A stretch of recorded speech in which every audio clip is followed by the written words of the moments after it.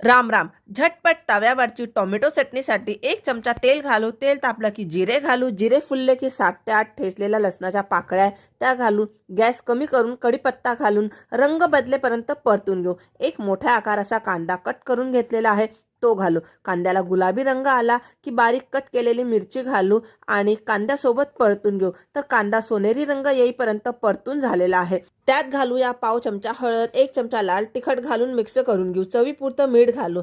इथे मी सेंधव मीठ वापरलेलं आहे. 5 मध्यम आकाराचे टोमॅटो मी चॉपरमध्ये कट बारीक करून घेतलेले होते ते घालू. तुम्ही सुरीने कट केले तरी चालतील. व्यवस्थित मिक्स करून घेऊ. टोमॅटो मसाल्यांसोबत परतून घेऊ. पोहे खायचे 2.5 ते 3 चमचे इथे मी भाजलेल्या शेंगदाण्याचा कूट घेतलेला आहे. शेंगदाण्याचा कूट घालून मिक्स करून घेऊ.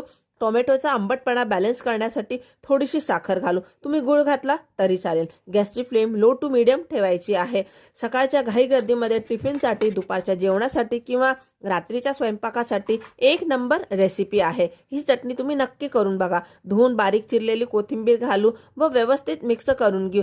तर इथे रसरशीत टोमॅटोची चटणी बनून तयार आहे. तुम्हाला सुकी चटणी हवी असेल तर चटणी थोडी परतून कोरडी करून घ्या. पण ही चटणी थंड झाल्यानंतर घट्ट होते, त्यामुळे इतपत ठेवल्यास चटणी छान होईल. रेसिपी आवडल्यास जास्तीत जास्त शेअर करा. खारीचा वाटा उचला. धन्यवाद.